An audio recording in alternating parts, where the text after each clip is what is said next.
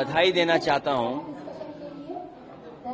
कांति सिंह जी को और हमारे सांसद एसपी सिंह जी को, जिनके कार्यक्रम में मुझे शामिल होने का मौका मिला।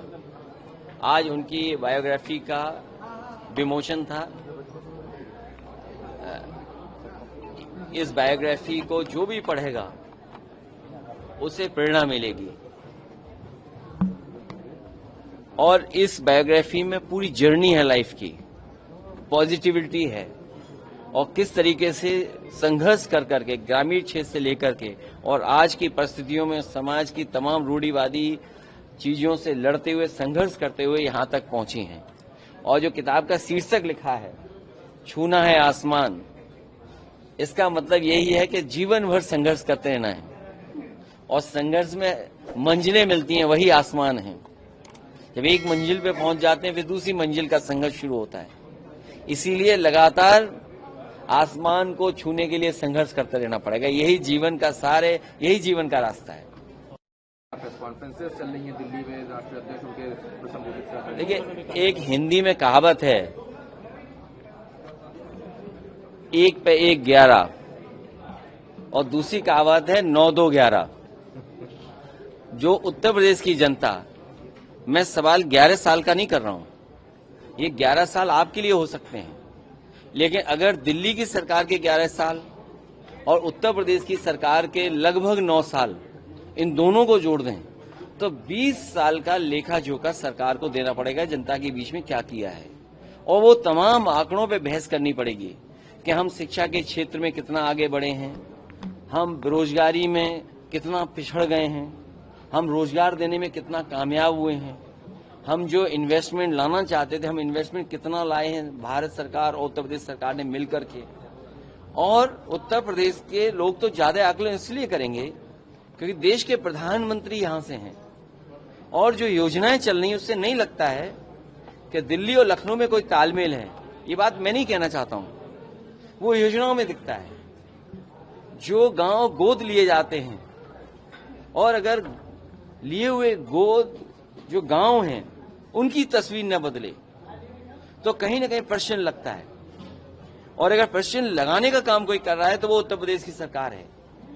अगर प्रधानमंत्री जी ने गोद लिया गांव और उस गांव की तस्वीर नहीं बदली तो प्रश्न लगता है उत्तर प्रदेश की सरकार पर। और यहां पर जितने लोग बैठे हैं बीजेपी में, एक दूसरे से सर टकरा रहे हैं, एक दूसरे के खिलाफ काम कर रहे हैं, खींचातानी कर रहे हैं। कौन सा विभाग है जिसमें खींचातानी न चल रही हो। और सोचिए 11 साल की यही उपलब्धि होगी कि आईएएस को अंडरग्राउंड होना पड़ रहा है, कमीशन को लेकर के झगड़ा हो रहा है, बंटवारे को लेकर के झगड़ा हो रहा है, आप पानी पीने का नहीं दे पा रहे शुद्ध, गांव में अभी भी कूड़ा गंदगी भरी पड़ी है, आप किसान को फेस नहीं करना चाहते हैं, इसलिए आप एरियल सर्वे कर रहे हैं। फसलों का कोई एरियल सर्वे करता है? कोई आप रिमोट सेंसिंग के अधिकारी हैं? आप क्या? आप प्रदेश के सबसे बड़े मुखिया हैं, आपको किसान के सामने जाना चाहिए, फेस करना चाहिए किसान को। और खेतीबाड़ी कहां पहुंच गई, किसान को क्या लाभ पहुंचा है? तो ये तमाम सवाल हैं जो उपलब्धियां या नाकामी के उस पर आकलन जनता करेगी। मुख्यमंत्री जी आज दिल्ली गए हैं, लोग भी इन खबरों को खबर मत बनाइए। उत्तर प्रदेश में बड़े पैमाने पे बेरोजगारी है, बड़े पैमाने पे महंगाई है, लोगों को न्याय नहीं मिल रहा है। न्याय के कारण मांगते मांगते न्याय के लोगों को सल्फास खाना पड़ रहा है, थाने में जान जा रही है, पुलिस सड़क पे पिट रही है। और पुलिस जब सड़क पे पिट रही है तो पुलिस अन्याय कर रही है लोगों पर, झूठे मुकदमे दर्ज हो रहे हैं। हम तमाम ऐसे राजनीतिक नेताओं के नाम बता सकते हैं जिसमें सरकार के लोग झूठे मुकदमे लगा रहे हैं। सर, यूपी में कार्यवाहक डीजीपी कब मिलेगा उत्तर प्रदेश में? स्थायी सरकार जब होगी तब और 2027 के बाद आपको बहुत स्थायी डीजीपी मिलेंगे। सर, आपने शिक्षा की बात की, पढ़ाई नहीं पूरी हो पा रही, उनको बीच में पढ़ाई छोड़ना पड़ा। पार्टी के तहत एडमिशन भी नहीं मिल रहा मैं दोनों लोगों को इसलिए भी बधाई दूंगा कि जहां समाज की सेवा कर रहे हैं वहीं शिक्षा के क्षेत्र में बहुत बड़ा बदलाव ये परिवार लेकर के आया है। और दोनों लोगों ने मिलकर के जो शिक्षा के क्षेत्र में क्रांति पैदा की है, इसी तरह के लोग अगर और हों समाज में तो मैं समझता हूं हमारा उत्तर प्रदेश बहुत प्रोग्रेसिव दिखाई देगा, बहुत पॉजिटिव सोच के लोग यहां पर दिखाई देंगे।